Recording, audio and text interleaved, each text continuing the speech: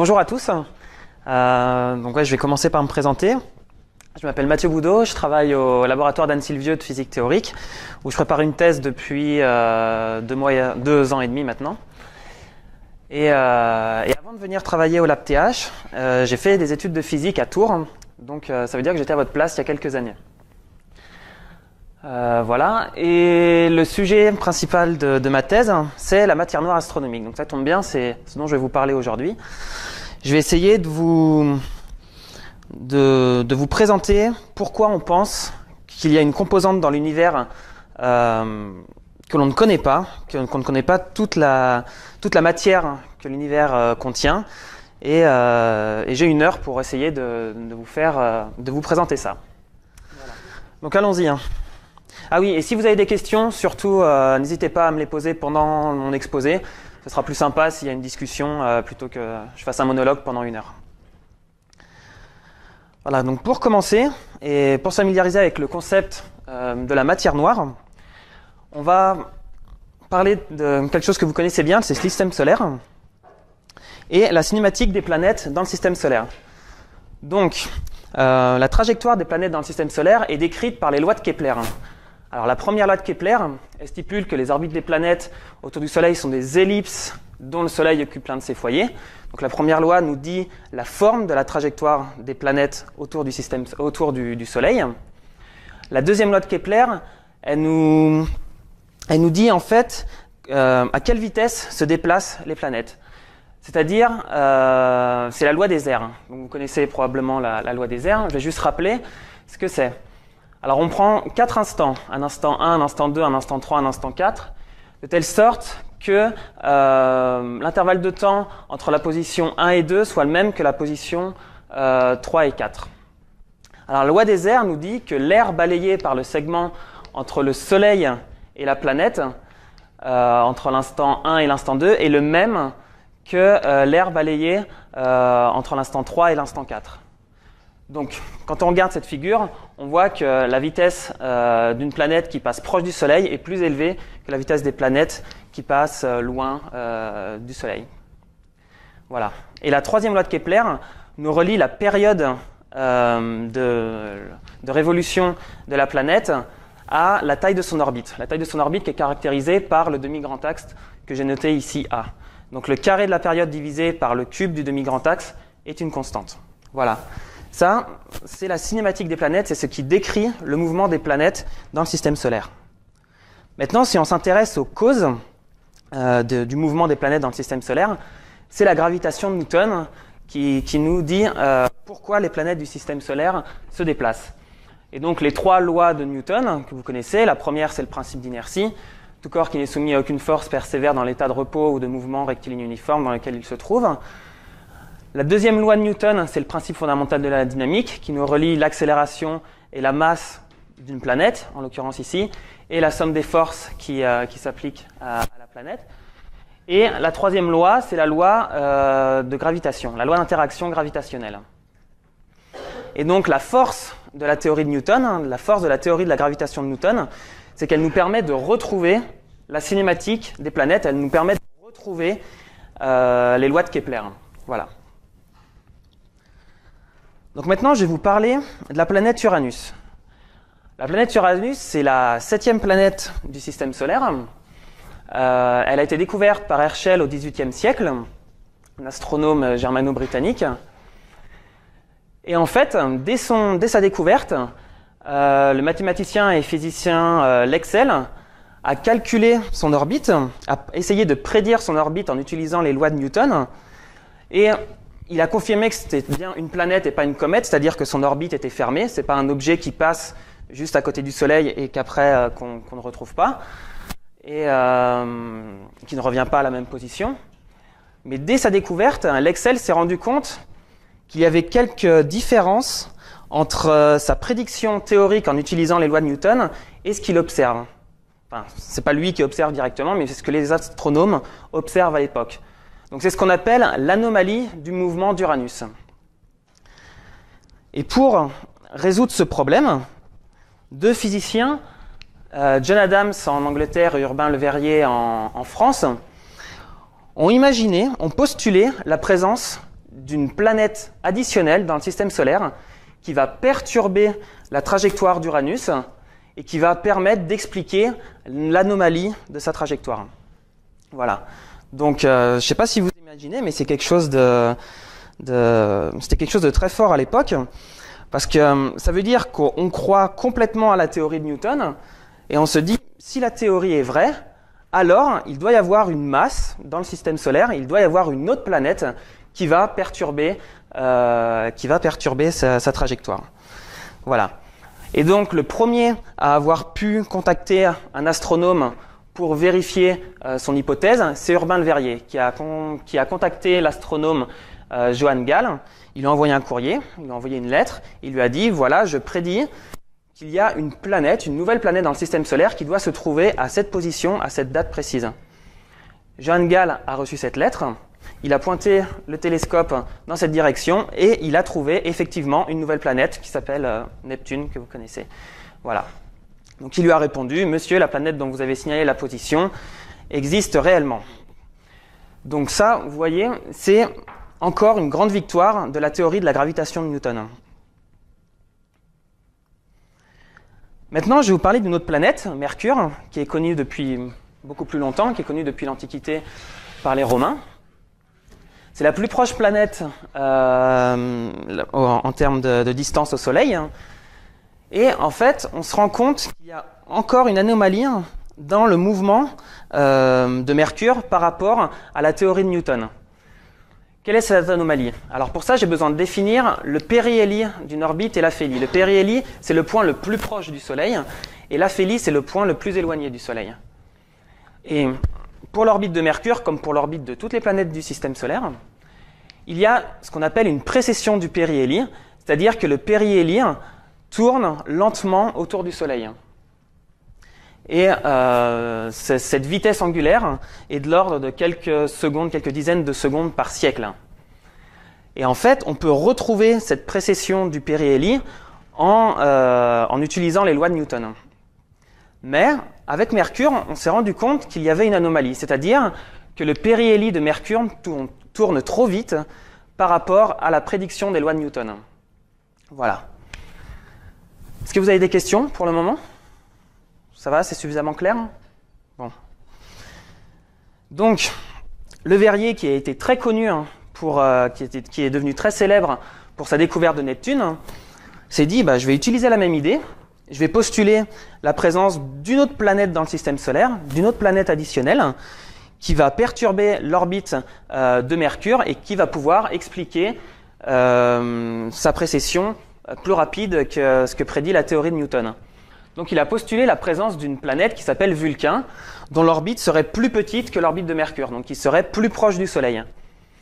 Alors, cette hypothèse a longtemps perduré, même si les observations n'ont pas montré la présence de cette planète additionnelle. Et pourquoi cette hypothèse a duré à travers les décennies? C'est parce que les observations d'une planète proche du Soleil sont extrêmement compliquées. Vous imaginez, vous avez le Soleil en face de vous, vous voulez regarder, vous pointez le télescope dans la direction du Soleil ou juste à côté, vous êtes complètement ébloui. Voilà. Mais pour résoudre ce problème, en fait, il a fallu attendre le début du XXe siècle et la théorie de la gravitation d'Einstein, c'est-à-dire la relativité générale. En fait, en deux mots, Einstein postule que la gravitation, c'est une manifestation de la courbure de l'espace-temps. Et bon, je ne vais pas trop rentrer dans les détails, mais l'espace-temps, c'est ce qu'on appelle une variété dimension 4, un espace de dimension 4, et il a une certaine courbure. Sa géométrie n'est pas forcément euclidienne, et la gravitation, en fait, c'est une conséquence de la courbure de l'espace-temps. Voilà.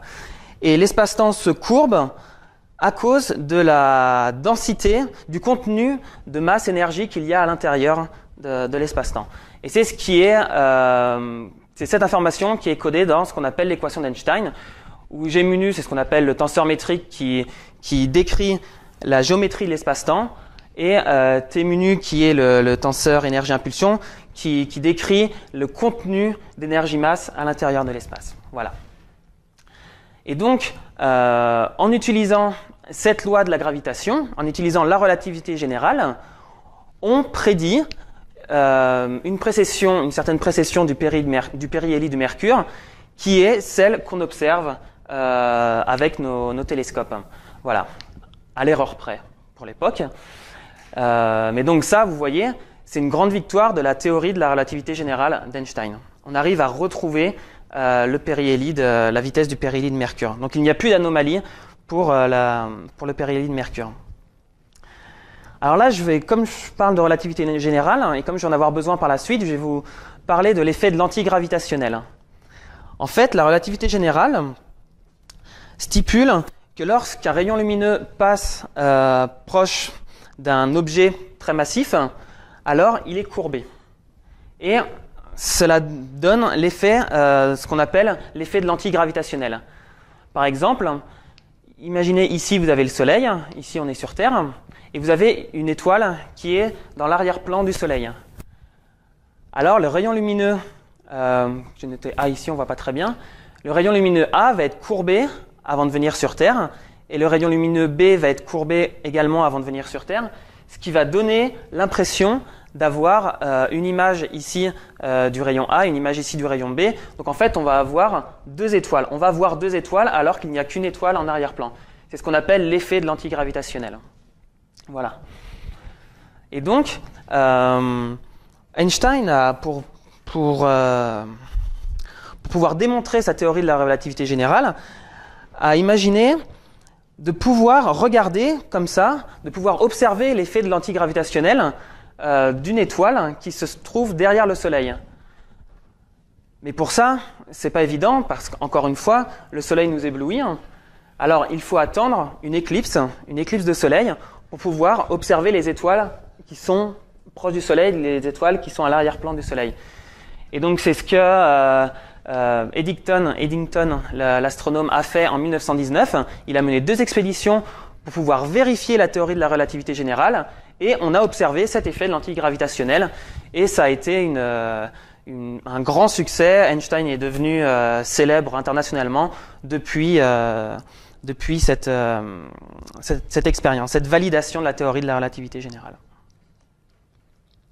Voilà, donc en résumé de ce que je viens de dire pendant les dernières minutes, on avait deux problèmes entre la théorie et les observations concernant Uranus et concernant Mercure. Mais les deux problèmes sont de nature différente. Pour le cas d'Uranus, la théorie de la gravitation de Newton était valide. Pourquoi je dis qu'elle est valide ? En fait, vous avez la théorie de la relativité générale et la théorie de Newton. Pourquoi la théorie de la relativité générale, elle est mieux, elle est plus générale, elle est plus... Pourquoi c'est une avancée par rapport à la théorie de Newton ? En fait, la théorie de la relativité générale, elle est plus précise. Elle est plus précise que la théorie de Newton. Et dans quelles circonstances, dans quelles conditions on a besoin qu'elle soit plus précise ? C'est lorsqu'on se trouve proche des objets qui sont très massifs. Lorsqu'on se trouve dans des conditions où le champ gravitationnel est très fort. Voilà. Et lorsqu'on se place suffisamment loin des objets massifs, alors la limite en champ faible de la relativité générale, c'est la théorie de la gravitation de Newton. Oui ? Vous avez dit du coup que quand le rayon lumineux d'un astre qui était derrière le plan du Soleil ou derrière le plan d'une autre étoile qui était tout aussi volumineuse, ou voire plus volumineuse que le Soleil, il y avait une courbure du coup du rayon lumineux de l'astre de la lumière qui était émise par l'astre. Est-ce que cette courbure on la connaît exactement? Est-ce qu'on peut remonter à la position de l'astre derrière le Soleil à partir des deux positions observées depuis la Terre? Oui, on est capable de faire ça, oui. Ah ouais. En comprenant bien la relativité générale, on est capable de remonter à la position réelle de l'astre derrière, oui. Et donc, ces deux problèmes sont différents. Le problème d'Uranus, c'est que la théorie de Newton s'appliquait, mais il manquait de la matière, il manquait de la masse pour expliquer l'orbite d'Uranus, alors que dans le cas de Mercure, il manquait pas de la masse. C'est la théorie de Newton qui n'était pas assez précise. Pourquoi ?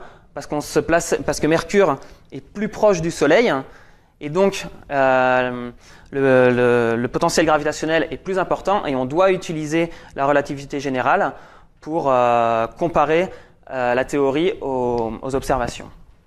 Voilà.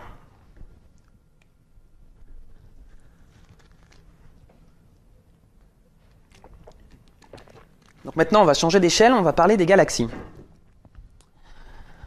Donc les galaxies, que vous connaissez déjà certainement tous, ce sont des grandes structures de l'univers qui comportent plusieurs centaines de milliers d'étoiles.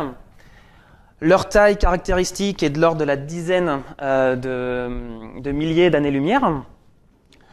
Et les galaxies ont été imaginées par le philosophe Emmanuel Kant au XVIIIe siècle sous le nom d'univers-îles.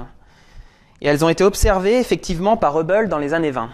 En fait, on connaissait déjà par exemple la galaxie d'Andromède qu'on est capable de voir à l'œil nu lors d'une nuit étoilée.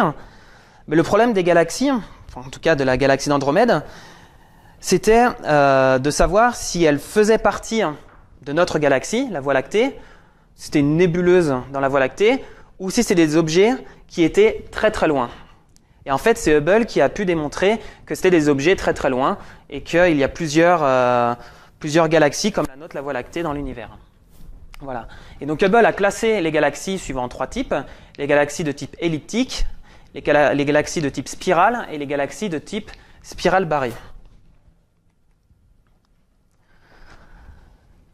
Donc au début du XXe siècle, Jacobus Kapteyn, qui était hollandais, il me semble, a étudié le mouvement des étoiles dans la galaxie et il a montré que les étoiles dans la galaxie, ce que j'appelle la galaxie, c'est la Voie lactée, que les étoiles dans la Voie lactée étaient animées d'un mouvement de corotation, c'est-à-dire que les étoiles tournaient autour du centre galactique et que la vitesse de rotation dépend de la distance au centre galactique. C'est ce qu'on appelle la corotation. Et dans les années 20, il a publié cet article. Il a publié cet article qui s'appelle First Attempt at a Theory of the Arrangement and Motion of the Sidereal System. Et il parle de matière noire dans son article. Et il dit que en étudiant la dynamique, en observant les étoiles, le mouvement des étoiles dans la galaxie et en étudiant leur dynamique, on a les moyens d'estimer la masse de la matière noire de l'univers. Parce qu'évidemment, à cette époque et même aujourd'hui, on peut bien imaginer que l'on n'est pas capable de voir tous les objets qu'il y a dans la galaxie ou même dans l'univers. Voilà. Donc en étudiant le mouvement des planètes, en fait c'est la même idée que le Verrier, en fait, de regarder le mouvement d'une planète et d'étudier sa dynamique en fonction des lois de la physique que l'on connaît et de voir s'il y a de la masse manquante. Et donc Kapteyn a stipulé dans son article qu'en étudiant le mouvement des étoiles, on pouvait avoir un moyen d'estimer la quantité de matière noire dans l'univers. Et il précise que cette quantité de matière noire ne peut pas être très importante. Alors quand je dis matière noire, en fait, elle n'est pas noire cette matière, elle est juste invisible. Voilà, c'est le terme qu'on utilise. En anglais, on dit matière sombre, c'est dark matter.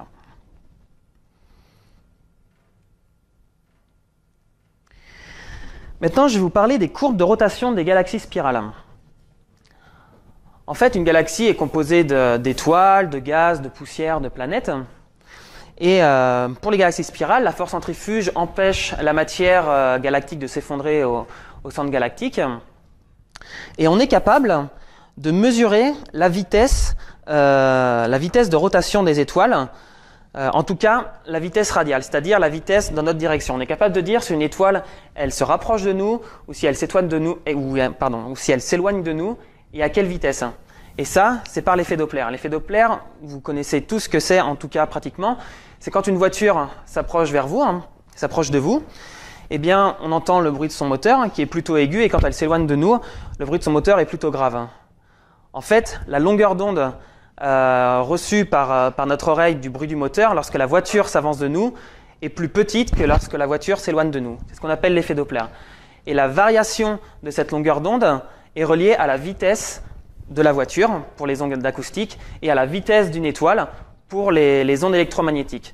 Donc en fait, pour une étoile, lorsqu'on voit, par exemple, pour une longueur d'onde donnée d'une étoile, imaginons une étoile ou un objet qui émet à une longueur d'onde d'émission précise, alors cette longueur d'onde va être shiftée, va être déplacée vers le bleu si l'étoile vient vers nous, et va être déplacée vers le rouge si l'étoile s'éloigne de nous, si l'objet s'éloigne de nous. Donc c'est comme ça qu'on peut mesurer la vitesse des étoiles dans les galaxies spirales. Donc si on considère une étoile suffisamment loin du centre galactique, où est concentrée la majeure partie de la masse de la galaxie, et cette étoile est animée d'un mouvement circulaire uniforme. Voilà. Donc si j'applique le PFD, j'ai la masse multipliée par l'accélération qui est égale à la force gravitationnelle. Donc l'accélération centripète, c'est le carré de la vitesse divisé par le rayon, par la distance au centre de la galaxie, qui est égale à l'expression de la force gravitationnelle. Donc on réarrange l'équation et on se rend compte que la vitesse de rotation est proportionnelle à 1 sur racine de r. Voilà. Donc la vitesse ici d'une étoile loin du centre galactique décroît comme 1 sur racine de r en fonction de sa distance au centre galactique. C'est clair? Voilà, donc c'est ce qu'on s'attend à mesurer en fait. En fait, c'est ce qu'ont fait les équipes de Vera Rubin aux États-Unis et de Kenneth Freeman en Australie. Ils observent non pas les étoiles, mais le gaz d'hydrogène neutre qui émet une raie très précisément à 21 cm. Je sais pas, vous avez peut-être fait de la physique atomique, vous allez voir pourquoi l'atome d'hydrogène émet à 21 cm. Et donc, ces deux équipes ont analysé beaucoup de galaxies et ont pu produire des courbes de rotation de ces galaxies. Donc, c'est-à-dire la vitesse de rotation du gaz en fonction de la distance au centre de la galaxie. Et en fait, ce qu'on se rend compte, c'est qu'on n'a pas une loi en 1 sur racine de r, mais on a des courbes de rotation qui sont plutôt plates. Donc ça, c'est un problème par rapport à ce qu'on s'attend. Qu'est-ce que ça veut dire? Ça veut dire qu'en fait, nous, on s'attend à ce que plus une étoile est loin du centre galactique et plus sa vitesse est faible. C'est ce qu'on observe dans le système solaire. Une année plutonienne est beaucoup plus faible qu'une année terrestre et qui est encore plus faible qu'une année mercurienne. Et en fait, ce qu'on observe, c'est ça. Les galaxies tournent beaucoup trop vite. C'est ce qu'on observe dans les courbes de rotation. Voilà, donc là, il y a un gros problème à l'échelle des galaxies. Et donc, comment résoudre ce problème? Eh bien, on peut postuler l'hypothèse que les galaxies sont entourées d'un grand halo de matière. Et cet halo de matière va pouvoir, assurer la stabilité des galaxies spirales, parce que certains groupes de cosmologistes dans les années 70 ont montré qu'en fait, les galaxies spirales, c'était des objets instables. Qu'est-ce que ça veut dire? Ils font des simulations numériques et ils montrent qu'une galaxie spirale, c'est un objet instable. Ben d'accord, merci messieurs, mais on vit quand même dans la Voie lactée, on sait que c'est une galaxie spirale et en plus on en observe beaucoup. Donc si ces objets sont instables, il y a un problème parce qu'on vit dedans quand même. Et ils ont montré que pour assurer la stabilité de ces objets, il fallait introduire une grande quantité de matière invisible, de matière noire, englobant les galaxies spirales. Voilà. Et lorsqu'on ajoute cette matière additionnelle, qui est de 5 à 10 fois la masse de la matière visible, des étoiles et du gaz, eh bien on se rend compte qu'on peut retrouver la forme plate des courbes de rotation des galaxies spirales. Voilà. Donc là, c'est un indice pour nous dire qu'en fait, il y a une grande quantité de matière dans les galaxies que l'on ne voit pas, et en plus, c'est la majorité de la masse de la galaxie qui est contenue dans cette matière noire. Alors, comment est distribuée la matière noire dans une galaxie? Alors, si on observe le mouvement des planètes par rapport au plan du disque galactique, on se rend compte que la matière noire ne serait pas distribuée, qu'il n'y aurait pas une grande quantité de matière noire dans le disque galactique, mais qu'elle est plutôt distribuée de façon sphérique autour du centre galactique. Et lorsqu'on regarde les courbes de rotation du gaz d'hydrogène neutre, on se rend compte que le halo de matière noire serait plutôt étendu, c'est-à-dire beaucoup plus étendu que la galaxie visible, en tout cas. Voilà, que les étoiles les plus lointaines de la galaxie. Donc si la galaxie est de l'ordre de la dizaine de milliers d'années-lumière de rayons, alors le halo de matière noire serait plutôt de la centaine de milliers d'années-lumière de rayons. Voilà. Et les lois de la thermodynamique nous disent qu'un système autogravitant, la densité de matière décroît comme 1 sur r carré loin du centre galactique.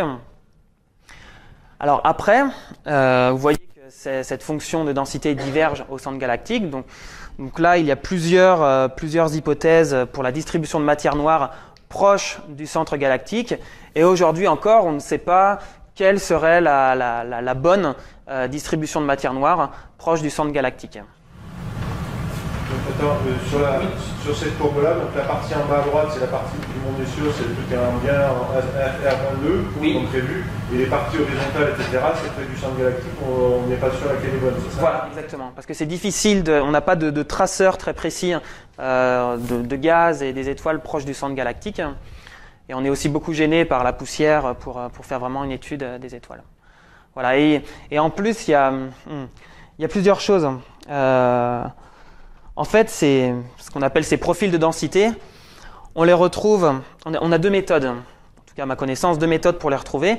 La première, c'est regarder les traceurs dans les galaxies. Et la deuxième, c'est les simulations numériques de formation des galaxies.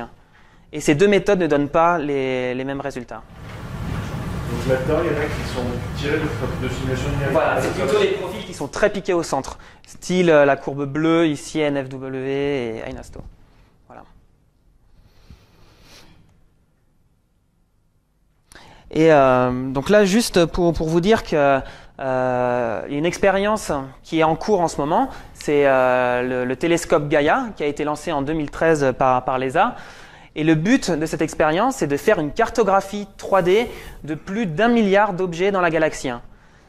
Et donc, cette expérience va pouvoir vraiment fournir une carte des étoiles dans la galaxie, mais aussi de pouvoir nous dire le mouvement propre des étoiles dans la galaxie. Donc tout ça, ça va pouvoir nous aider à décrire le profil de matière noire dans la galaxie.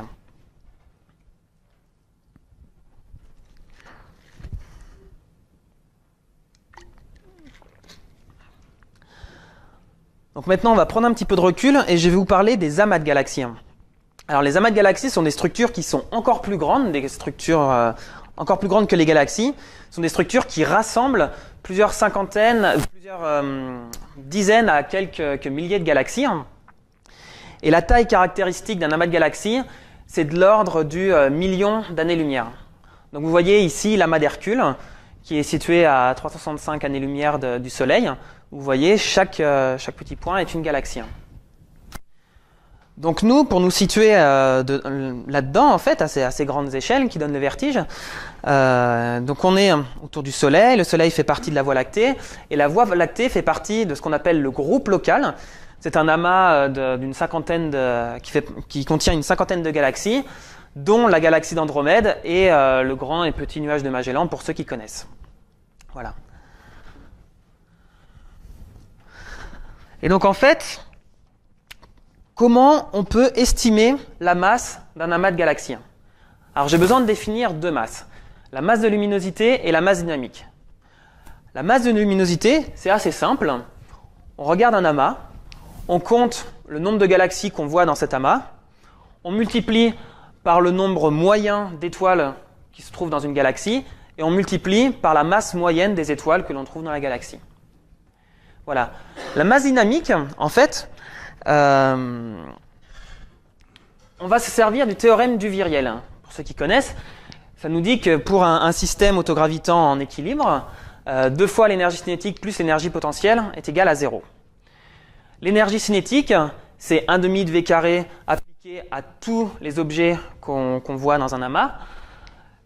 Et donc si on fait l'approximation que tous les objets sont, bon, j'ai pas envie de dire à la même vitesse, mais on peut simplifier cette expression en disant en remplaçant la vitesse individuelle de chaque galaxie par la vitesse moyenne au carré.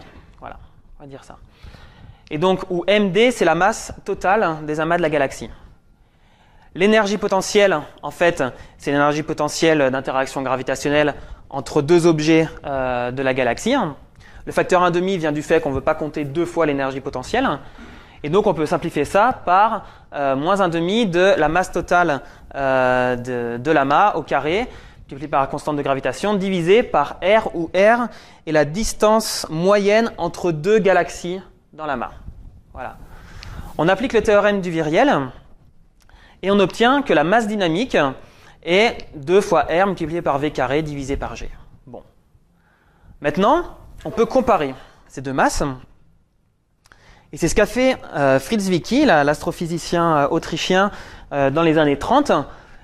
Il a comparé ça pour l'amas de Coma. L'amas de Coma, c'est un amas de galaxies qu'on retrouve dans la constellation de la Chevelure de Bérénice.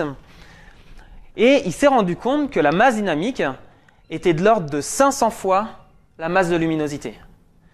Donc ce qui veut dire que l'amas de Coma est composé principalement de matière invisible, de matière noire. Bon, il s'avérait par la suite que son estimation était un petit peu excessive, mais les conclusions restent les mêmes. Voilà. L'amas de Coma est quand même composé principalement de matière invisible.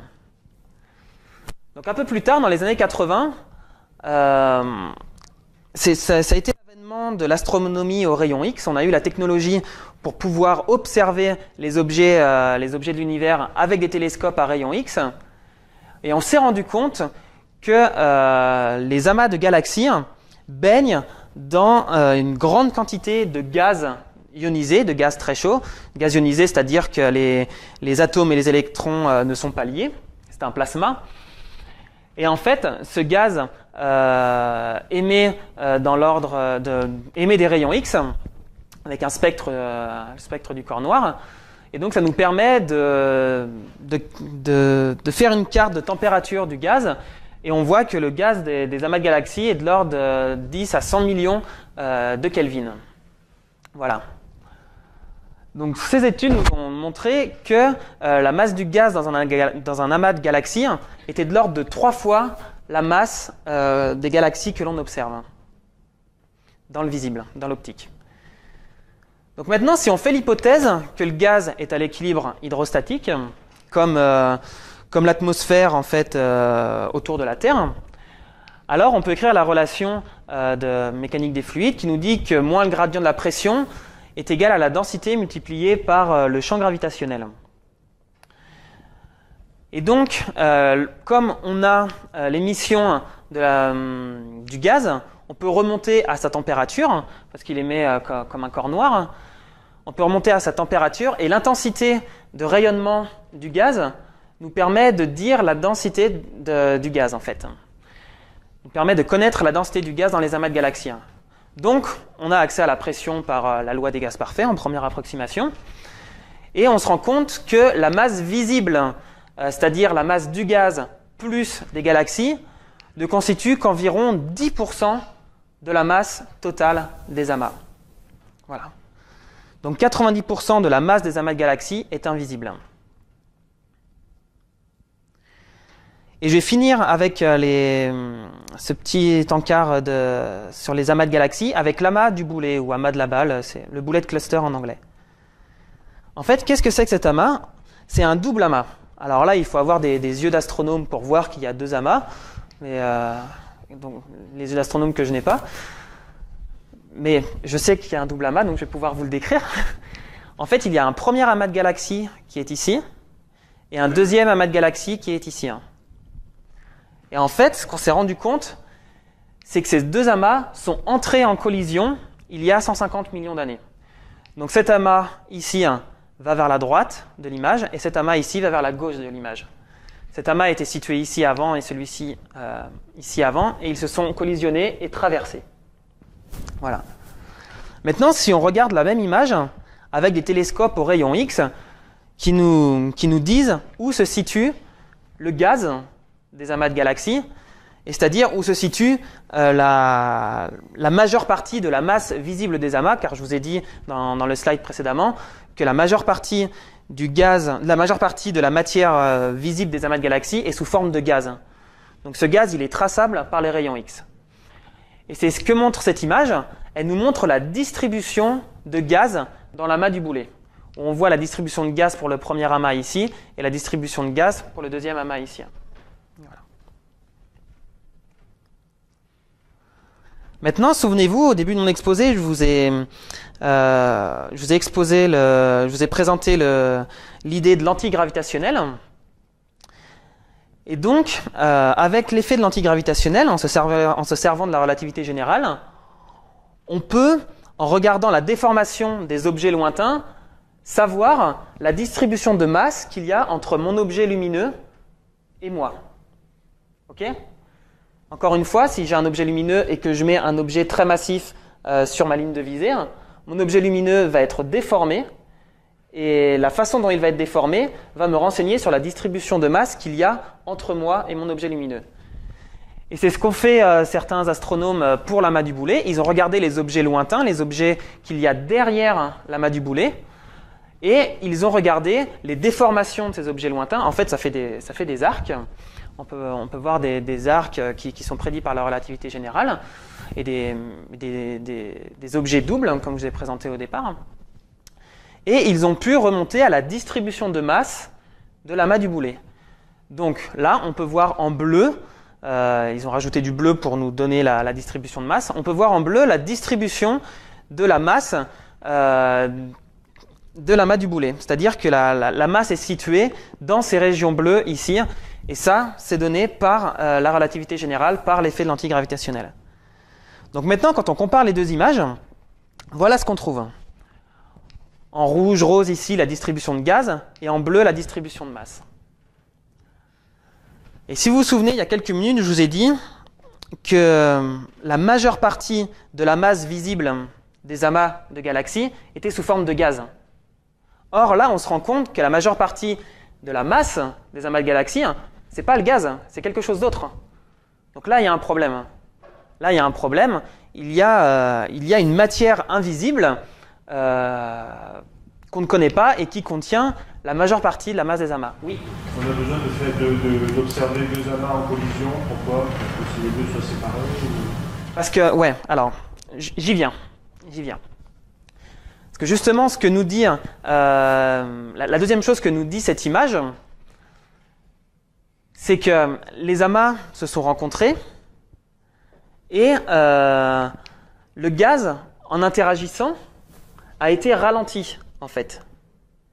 Alors que la matière noire, la matière invisible, qui se situe ici en bleu, elle semble ne pas avoir interagi. C'est-à-dire qu'elle s'est traversée sans être ralentie. Et c'est pour ça que les distributions sont séparées. Est-ce que ça répond à ta question? Juste, Mathieu, peut-être un point aussi que tu as dit explicitement, même si voilà, c'est que les taches bleues elles correspondent avec la présence des galaxies elles-mêmes. Oui. La matière noire est au même endroit que la matière visuelle. C'est remarquable aussi, ça, sur le Parce que les galaxies interagissent moins que le gaz, en fait. Voilà. C'est clair? Ok.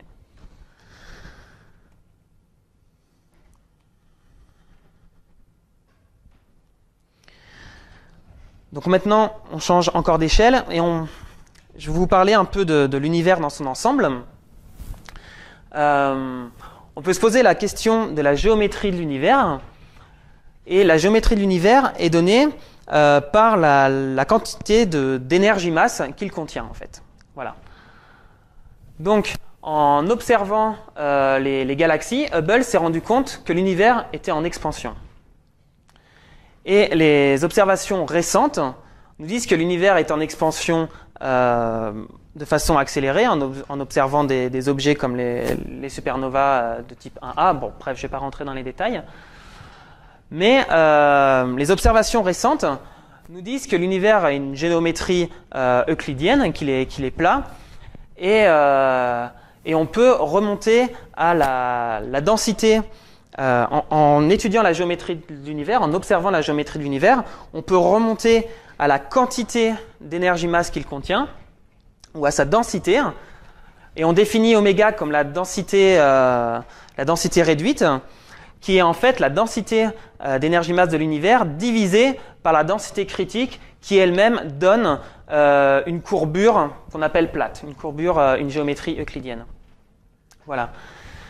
Et donc, quand on fait l'approximation, si on veut estimer la densité de masse dans l'univers, on peut regarder un amas de galaxies.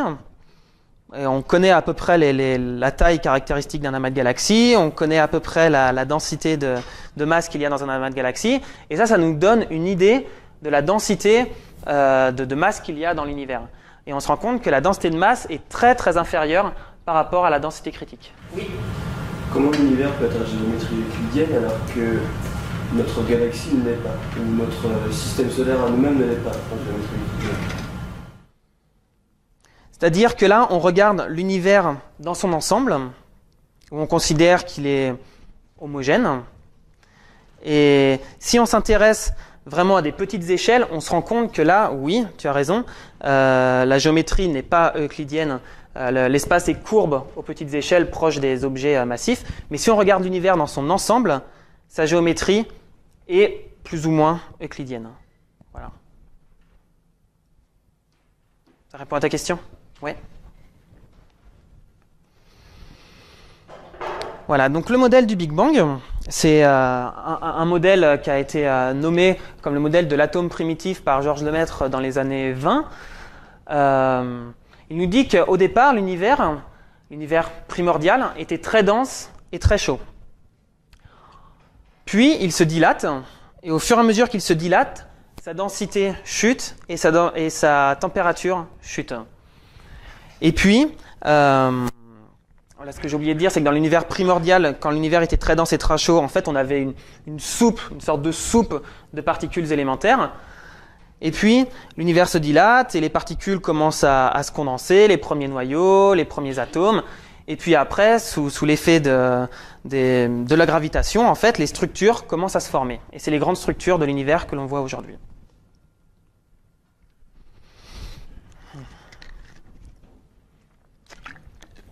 Alors maintenant, je vais vous parler de la nucléosynthèse primordiale, qui a lieu quelques dizaines de minutes après le Big Bang. Alors la nucléosynthèse, en fait, c'est la formation des noyaux de l'univers. L'univers est composé principalement d'hydrogène, un petit peu d'hélium, et encore moins de tous les autres noyaux plus lourds. Voilà. Donc, au départ, on avait des nucléons, une soupe de nucléons. Et puis, au fur et à mesure que l'univers s'étend, au fur et à mesure qu'il se dilate, sa température diminue et les photons ne vont plus pouvoir casser les atomes qui ont tendance à se former. En fait, quand l'énergie diminue, les premiers noyaux peuvent se former, les protons et les neutrons peuvent se former, mais ils sont aussitôt détruits par les photons. Et puis, quand l'univers refroidit, les photons ne sont plus capables de casser ces noyaux, alors les premiers noyaux se forment. Et on se rend compte en fait que l'on peut retrouver les mécanismes de formation des noyaux et plus précisément la proportion des différents noyaux en regardant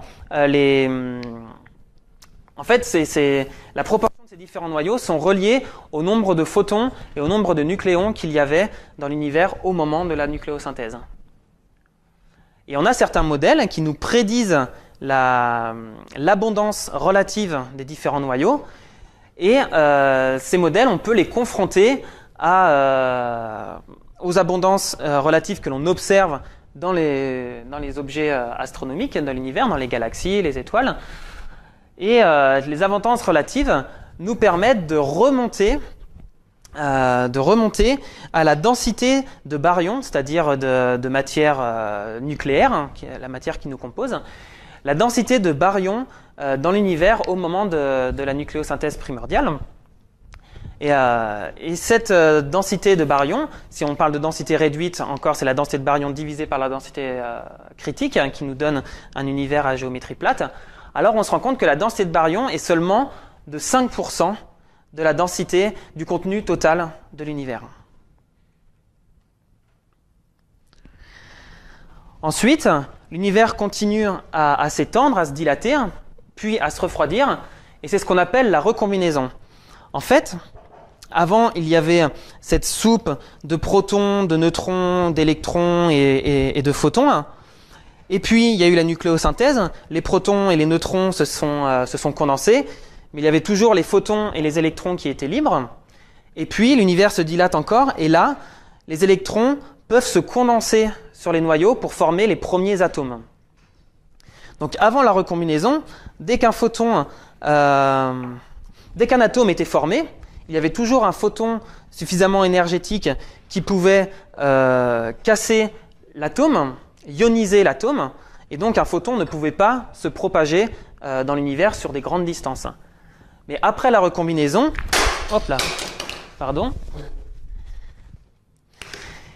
et ils vont pouvoir voyager jusqu'à nous, et en fait ces premiers photons émis par la matière de l'univers, au moment de la recombinaison, ils ont été découverts par les radioastronomes Penzas et Wilson dans les années 60. Ils ont cru en fait qu'ils avaient je crois que c'était des crottes de pigeons sur leurs antennes. Ils se sont dit on a un problème, mais en fait c'était pas un problème. Ils mesuraient vraiment une émission radio qui provenait de cette lumière qui a été émise par le Big Bang. Voilà.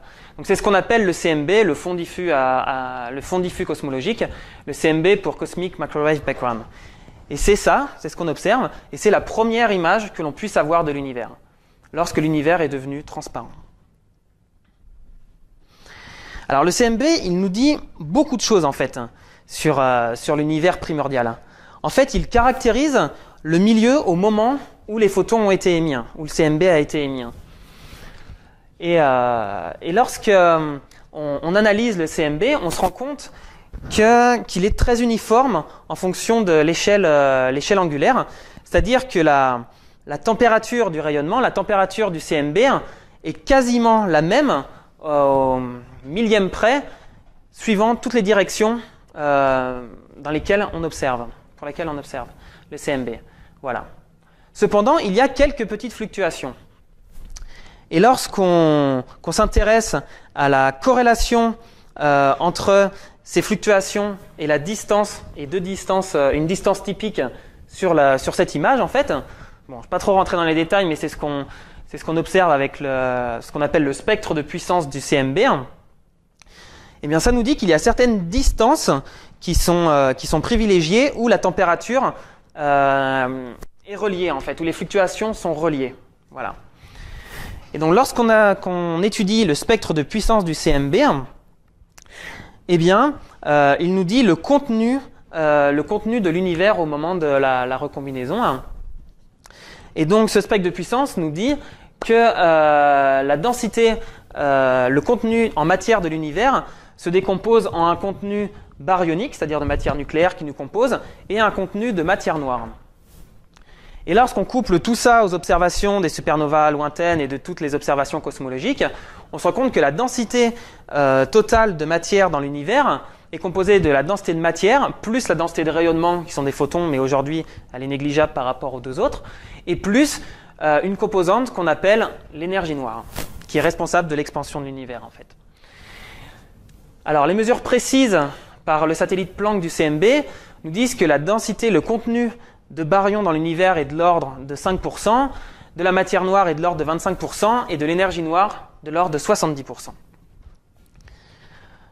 Voilà donc en résumé le contenu de l'univers.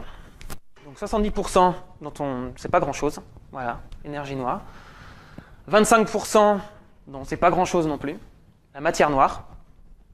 Et puis 5% de la matière que l'on connaît. Donc 4% d'hydrogène ionisé, c'est-à-dire le gaz dont je vous parlais tout à l'heure dans les amas de galaxies. Et puis le reste, les étoiles, les neutrinos et les éléments lourds, c'est-à-dire nous. Voilà. Nous et la Terre, les éléments lourds, c'est-à-dire plus lourds que l'hélium. Voilà.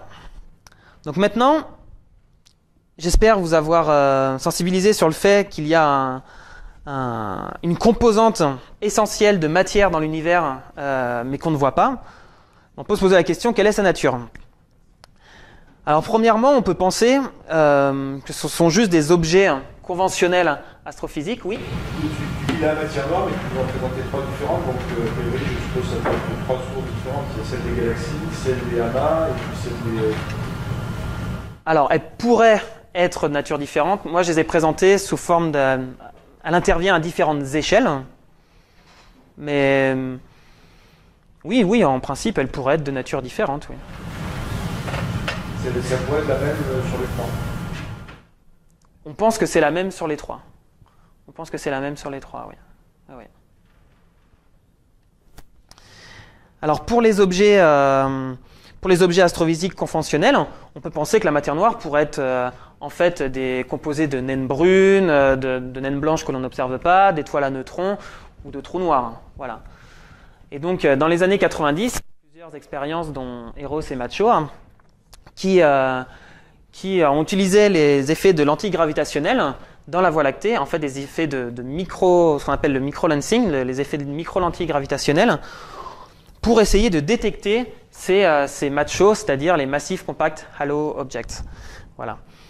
Et donc même si on ne voit pas directement, même si on ne voit pas directement un objet compact, s'il est sur notre ligne de visée, alors les objets d'arrière-plan doivent être déformés. Donc c'est une façon indirecte de les détecter. Et en fait, ces expériences ont montré que la masse totale des objets compacts que l'on observe dans la galaxie ne fait pas le bilan en fait. Elle est très très inférieure par rapport à la matière noire qu'il faudrait dans la galaxie pour expliquer les courbes de rotation. Ça pourrait être aussi des nuages d'hydrogène moléculaire, parce que l'hydrogène moléculaire n'émet pas, par exemple à l'arrêt à 21 cm de l'hydrogène neutre. Mais si c'était de l'hydrogène moléculaire, des gros nuages d'hydrogène moléculaire, on verrait indirectement leur présence. Comment? Par l'interaction des rayons cosmiques, qui sont des particules qui nous viennent de l'univers. Ces particules doivent interagir avec l'hydrogène moléculaire, et en interagissant, ils doivent produire des rayons gamma. Donc s'il y avait des grands nuages d'hydrogène moléculaire, on les verrait à travers les rayons gamma, à travers ces interactions. Et on verrait aussi des raies d'absorption des objets situés derrière ces nuages moléculaires. Et en fait, on en voit des nuages d'hydrogène moléculaire, mais en quantité très faible par rapport à une quantité qu'on devrait avoir pour expliquer les courbes de rotation des galaxies. Voilà. Et de toute manière, la cosmologie nous dit que la matière noire est de nature non baryonique. Maintenant, quelle doit être la masse, si la matière noire est une nouvelle particule de la nature, quelle serait sa masse? Ou des particules que l'on n'observe pas directement. Quelle serait sa masse? Alors on définit les particules de masse faible comme la matière noire chaude et les particules de masse élevée comme la matière noire froide. Alors pour une énergie donnée, en fait, plus la masse est faible et plus la vitesse de la particule sera élevée. Voilà, c'est l'énergie cinétique. Et donc on distingue pour la formation des grandes structures de l'univers deux scénarios. Le scénario top-down et le scénario bottom-up. Dans le scénario top-down, ce sont les grandes structures de l'univers, les super-amas et les amas qui se forment, puis viennent les petites structures, les galaxies. Voilà. Dans les scénarios bottom-up, c'est l'inverse. C'est d'abord les petites structures qui se forment, c'est d'abord les galaxies, puis se forment les grandes structures, les amas et les super-amas. Alors le premier scénario, le scénario top-down, est favorisé par la matière noire chaude, c'est-à-dire avec une faible masse, et les scénarios bottom-up sont favorisés par la matière noire dite froide, les matières noires de masse importante. Masse plutôt importante. Et en fait, les simulations numériques de formation de grandes structures, en fait, on utilise des grands calculateurs, on met des particules dedans et où on code leur interaction, et on essaye de reformer, de retracer l'histoire de l'univers. Eh bien, les simulations numériques nous disent que c'est le scénario bottom-up qui est favorisé. Donc, c'est-à-dire que la matière noire serait d'une masse plutôt élevée par rapport aux autres particules que l'on connaît, et donc ce qui exclut les neutrinos comme pouvant être la matière noire. Donc là, je vous montre une image de la simulation numérique Millennium qui a été faite il y a une dizaine d'années, je pense, où chaque point, bon, on voit pas très bien, mais chaque point jaune serait une galaxie ou un amas d'étoiles en tout cas.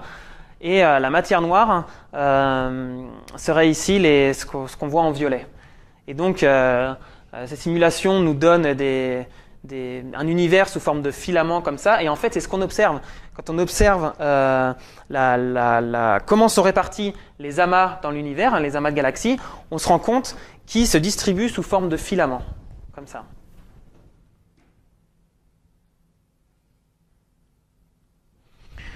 Voilà, donc si la matière noire n'est pas faite de neutrinos, de quoi elle peut être faite?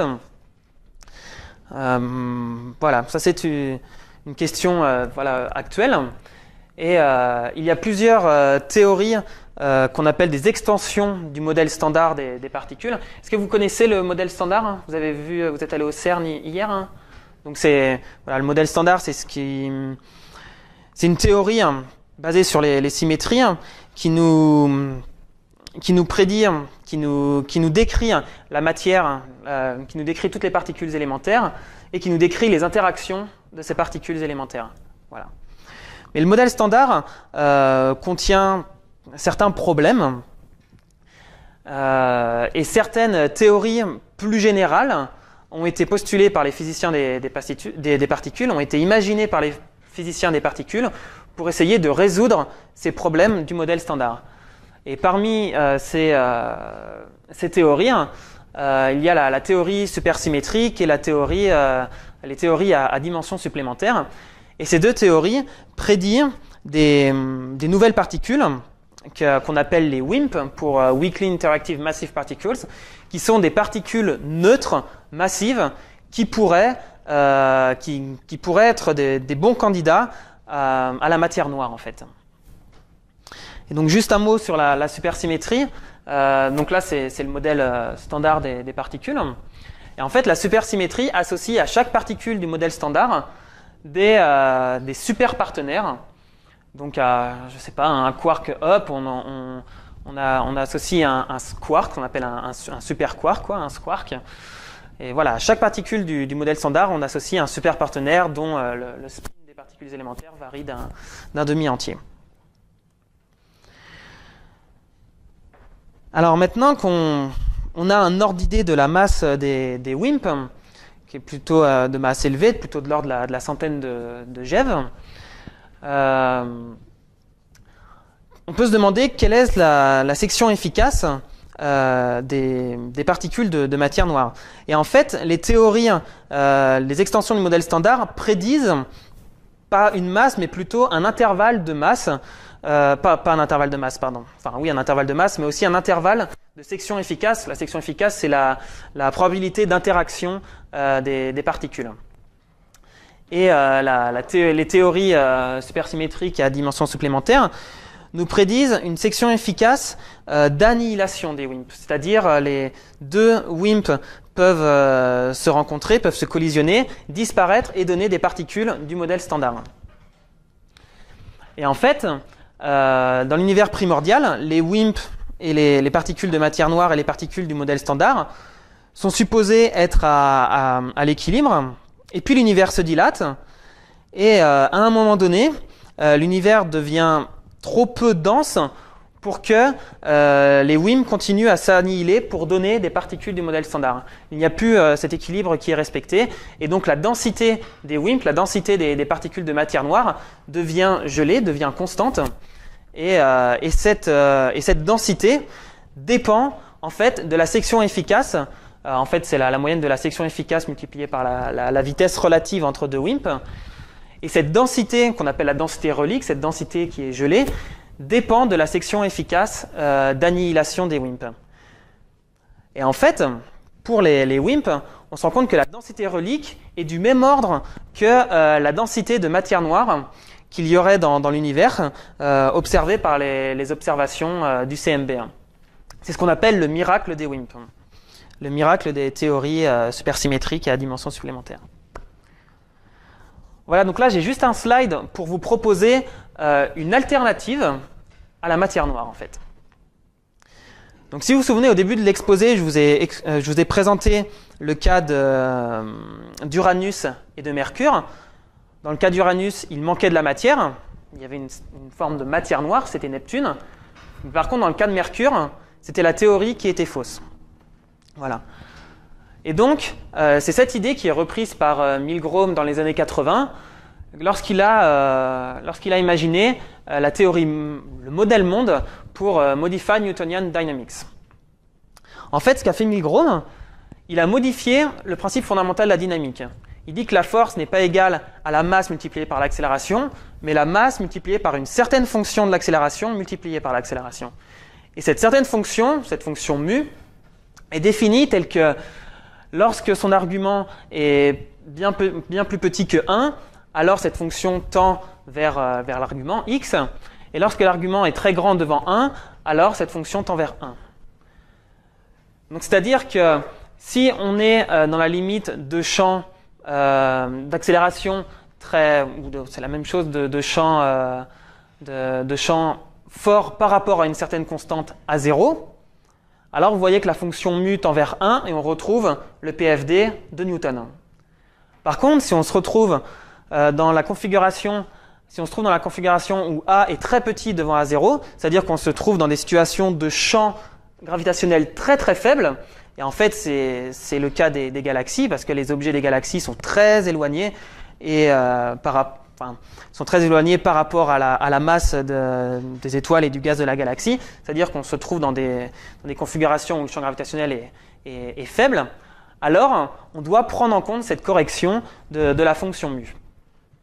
Et la victoire de ce modèle monde, c'est qu'il rend parfaitement compte des observations des galaxies, c'est-à-dire il rend compte des courbes plates de rotation des galaxies spirales. Par contre, le problème de ce modèle, il y en a plusieurs en fait. Le premier, c'est qu'il y a un manque de cohérence théorique avec la relativité générale. La façon de formuler la théorie de gravité modifiée n'est pas très simple et pas très esthétique par rapport à la théorie quand on essaie de la concilier avec la théorie de la relativité générale.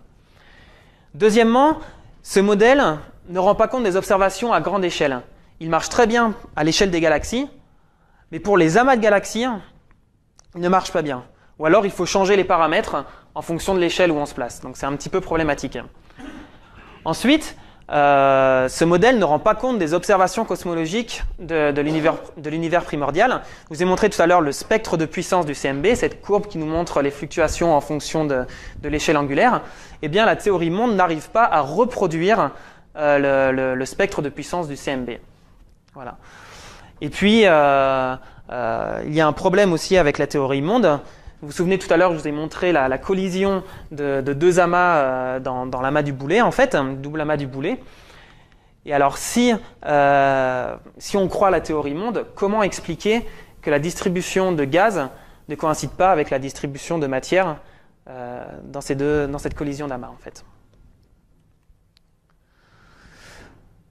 Donc, un mot sur la détection de matière noire. Donc, on peut classer trois stratégies. On peut classer la détection de matière noire souvent 3 stratégies. La première, c'est la production.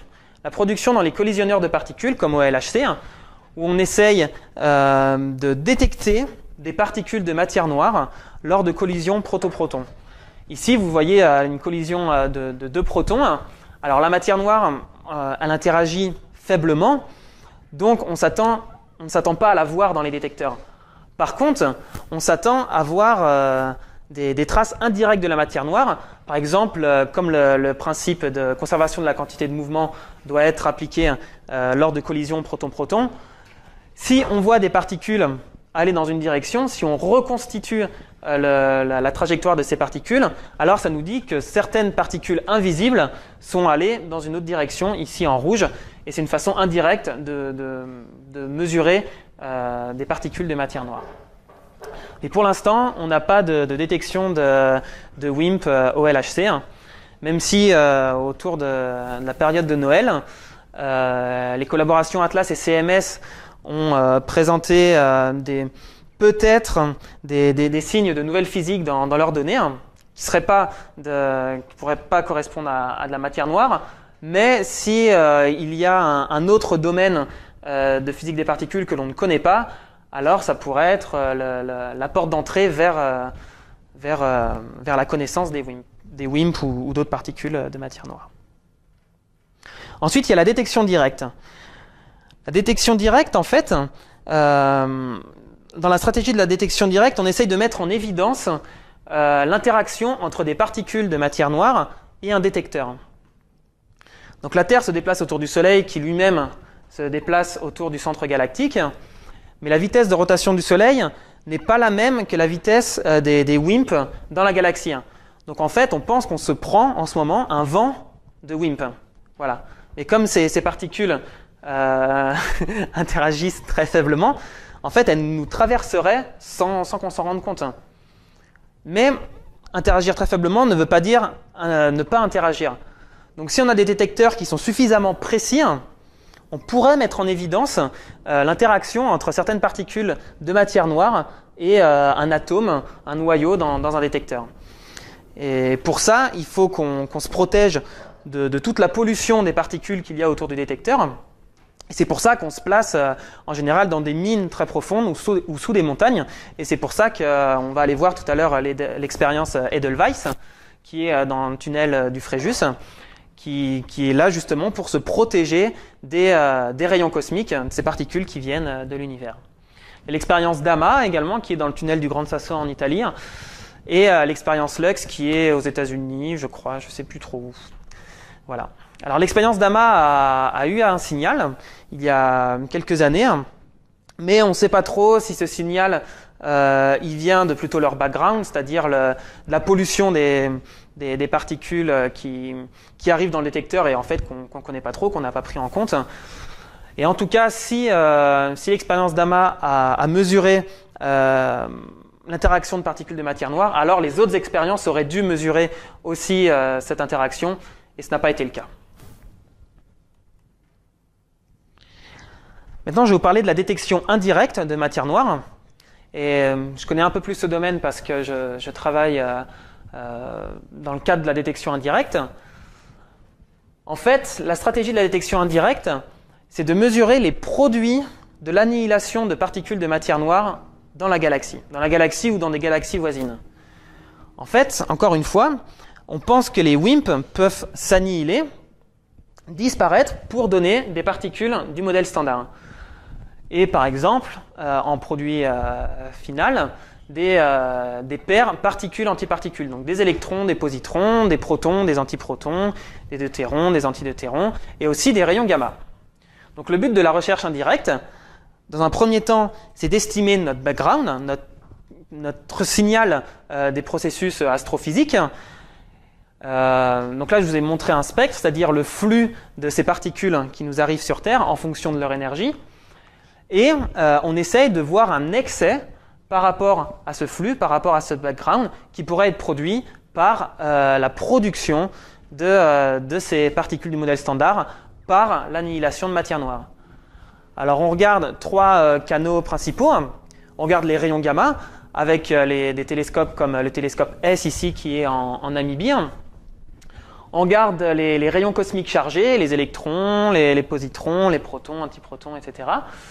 Et ça, c'est mesuré par exemple des détecteurs de particules qui sont placés sur la Station spatiale internationale, comme ici AMS.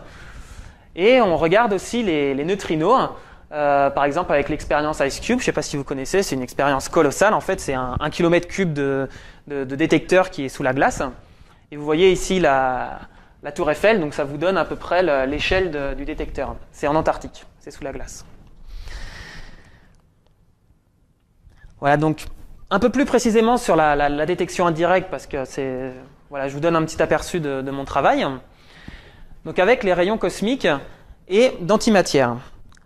Alors, dans un premier temps, voilà, qu'est-ce que c'est que les rayons cosmiques ? En fait, les rayons cosmiques sont des particules chargées qui sont accélérées par les explosions de supernovae, c'est-à-dire les étoiles qui explosent. Les étoiles explosent, forment une onde de choc dans la galaxie, balayent tout le gaz interstellaire et permet, par les processus d'accélération de Fermi, peu importe, d'accélérer ces particules Et comme ces particules sont chargées et comme il y a un fort champ magnétique dans la galaxie, ces particules vont se propager, vont être réfléchies par le champ magnétique de la galaxie et vont se propager comme une marche aléatoire en fait dans la galaxie avant d'être détectées sur Terre par ici le détecteur AMS que je vous présentais précédemment. On distingue les rayons cosmiques primaires des secondaires. Les rayons cosmiques primaires, ils sont directement accélérés par les supernovas et arrivent sur Terre. Et les rayons cosmiques secondaires, en fait, ils proviennent de l'interaction des rayons cosmiques primaires sur le gaz interstellaire. Et ces réactions, ces collisions, en fait, vont créer des nouveaux rayons cosmiques qu'on appelle des rayons cosmiques secondaires. Et donc, dans la recherche indirecte de matière noire, on s'intéresse principalement aux rayons cosmiques d'antimatière. Pourquoi ? Parce que leur composante astrophysique, leur background, est plus facile à estimer pour l'antimatière que pour la matière. Parce que la matière est omniprésente dans la galaxie. Dès qu'une onde de choc d'une étoile, d'une explosion de supernova passe et balaye la matière interstellaire, elle accélère énormément de matière ordinaire, de protons principalement, et d'hélium et aussi d'électrons. Alors que les particules d'antimatière, elles sont produites par l'interaction de ces rayons cosmiques primaires sur le gaz interstellaire. Donc, leur contribution astrophysique, leur pollution, si vous voulez, est plus facile à estimer que pour la matière. Donc, une fois qu'on est capable d'estimer la quantité de particules d'antimatière qui nous arrivent sur Terre, alors on s'attend à ce que des particules d'antimatière créées par l'annihilation de WIMP se propagent de la même façon dans la galaxie et arrivent à notre détecteur. On essaye de mesurer un excès dans notre détecteur. Donc là, je vous ai présenté vite fait les flux de positrons. Bon, en fait, c'est le rapport positronique, mais peu importe. Ça nous dit la quantité de positrons que l'on reçoit sur Terre en fonction de leur énergie. Et ici, la quantité d'antiprotons.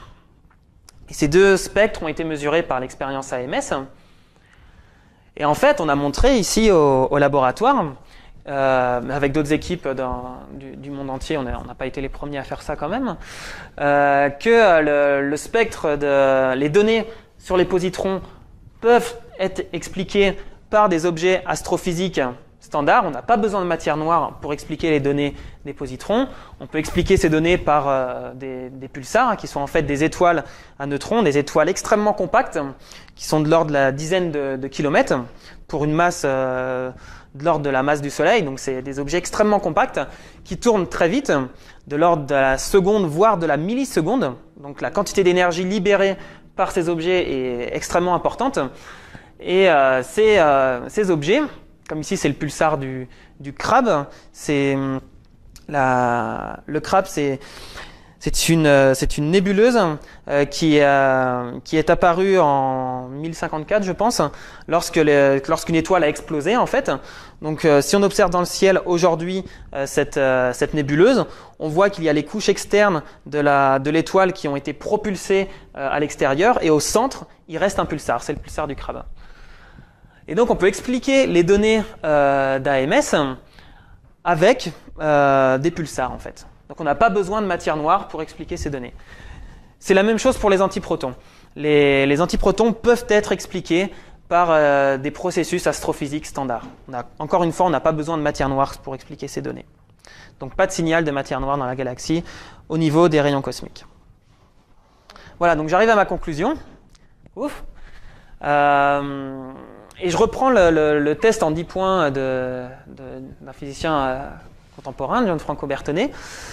Le test en 10 points que toute nouvelle particule doit passer pour être considérée comme un candidat de matière noire. Donc le premier test, le premier point, c'est que son abondance doit être correcte. Si on a des particules, si on postule une théorie, si on imagine une théorie qui prédit des particules, des nouvelles particules élémentaires, alors il doit y avoir un processus dans l'univers primordial pour créer ces particules, et ce processus, en fonction des propriétés des particules, doit donner l'abondance de matière noire que l'on observe aujourd'hui, c'est-à-dire 25% du contenu total de l'univers. Ensuite, est-elle froide? C'est-à-dire, sa masse est-elle suffisamment élevée pour pouvoir expliquer les grandes structures filamentaires que l'on observe dans l'univers aujourd'hui? Ensuite, est-elle neutre? C'est assez important, c'est pas fondamental, mais on pense que la matière noire doit être neutre, parce que si elle ne l'était pas, elle interagirait avec la force électromagnétique, par la force électromagnétique, avec déjà elle-même, et puis la matière ordinaire, la matière baryonique qui nous compose. Et donc, si elle interagit d'une certaine façon, si elle auto-interagit avec elle-même ou si elle interagit avec la matière baryonique, alors ça va être plus difficile d'expliquer ces images de collision de galaxies. Est-elle compatible avec la nucléosynthèse du Big Bang? Je vous ai expliqué tout à l'heure rapidement la formation des premiers noyaux, la formation des noyaux en fait dans l'univers. Et un modèle de matière noire ne doit pas perturber la compréhension que l'on a aujourd'hui, ne doit pas perturber les prédictions que l'on a aujourd'hui des noyaux qu'on observe, des abondances que l'on observe dans l'univers. Ensuite, laisse-t-elle inchangés les modèles d'évolution stellaire? Depuis quelques dizaines d'années, on comprend assez bien les processus thermonucléaires qu'il y a dans les étoiles et qui nous permettent de comprendre assez bien la vie des étoiles.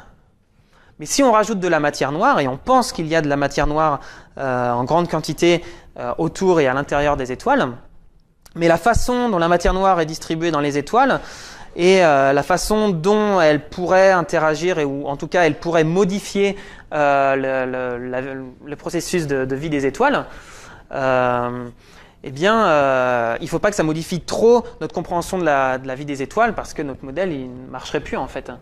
Par exemple, si la matière noire était trop condensé au centre des étoiles, alors il s'effondrerait en trou noir et voilà. C'est pas ce qu'on observe. Est-elle compatible avec les contraintes d'auto-interaction? Bon, j'en ai un petit peu parlé tout à l'heure. Donc on observe d'autres collisions d'amas de galaxies, il n'y a pas seulement l'amas du boulet. Et en fait, ce que disait Xavier tout à l'heure, c'est lorsqu'on observe des collisions d'amas de galaxies, on se rend compte que les distributions de gaz ne coïncident jamais parfaitement avec les distributions de masse. Et donc ça nous donne des contraintes sur l'interaction, en fait, sur l'auto-interaction des particules de matière noire. Septièmement, est-elle compatible avec la recherche directe?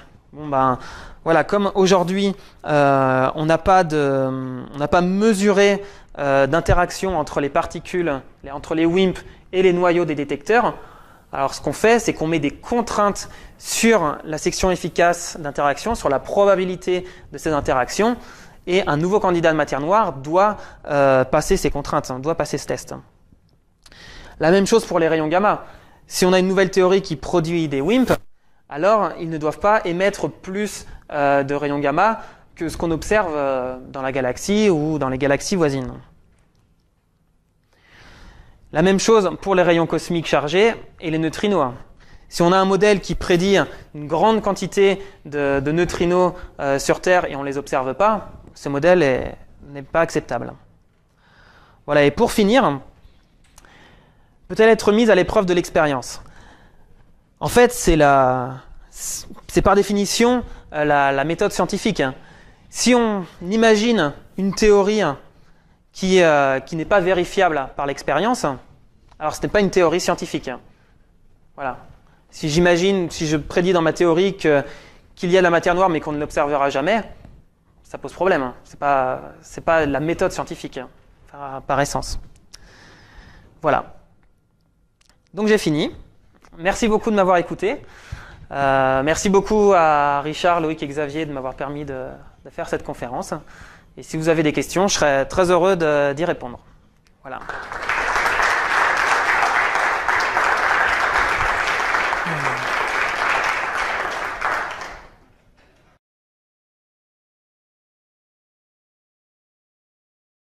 Mais après la recombinaison, hop là, pardon.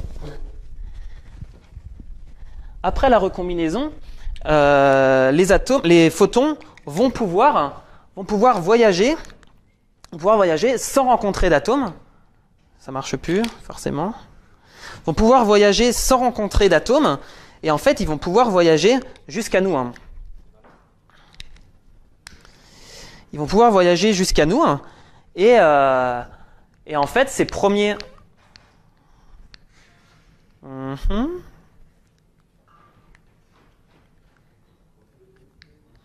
Bon, peu importe.